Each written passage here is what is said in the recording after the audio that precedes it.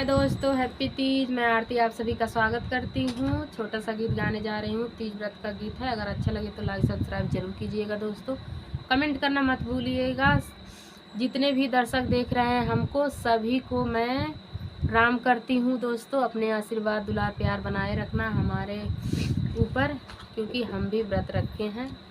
सबका आशीर्वाद बनाए रखना हमारे ऊपर दोस्तों। छोटा सा प्यारा सा गीत है, भोले जी का गीत है तीज व्रत का। अगर अच्छा लगे तो कमेंट में ज़रूर बताइएगा दोस्तों हमारा गीत कैसा लगा।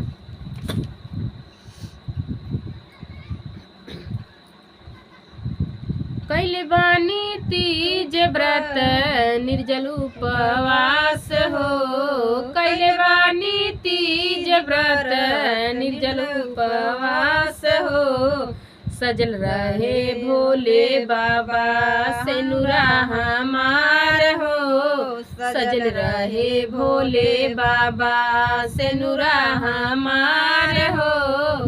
सजल रहे भोले बाबा सेनुरा हमार हो।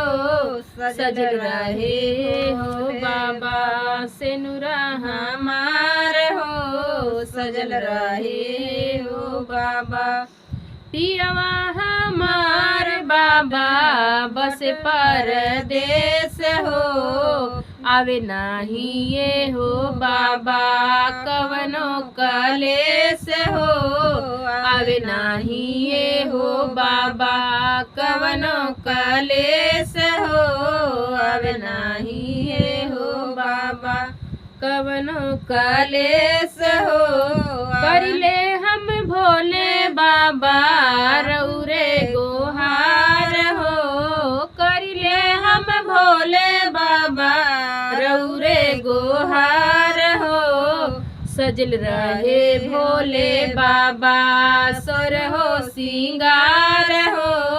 सजल रहे भोले बाबा सोर हो सिंगार हो। सजल रहे भोले बाबा। कैले बानी तीज व्रत निर्जल उपवास हो। सजल रहे हो बाबा सेनुरा हमार हो। सजल रहे हो बाबा सेनुरा हमार हो। सजल रहे हो बाबा। करिला है गौरा मैया, करिला है गौरा मैया हमरो सहाय हो। करिला है गौरा मैया हमरो सहाय हो।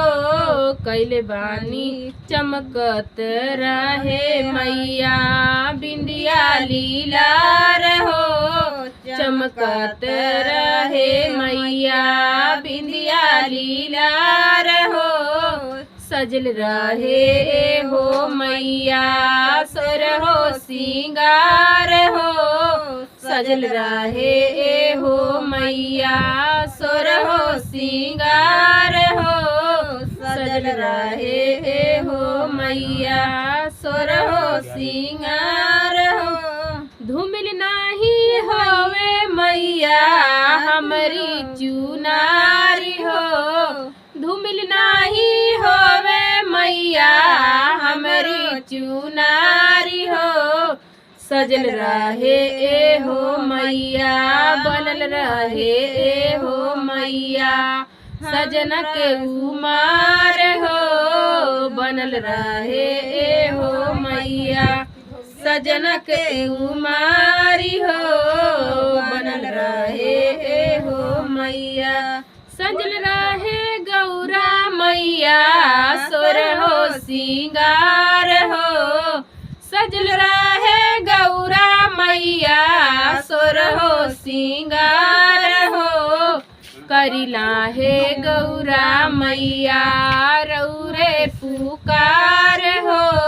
करिला है गौरा मैया रौरे पुकार हो। करिला है गौरा मैया। दोस्तों अगर हमारा गीत अच्छा लगे तो कमेंट में ज़रूर बताइएगा दोस्तों, और प्यार दुलार हमको बनाइए रखिएगा दोस्तों।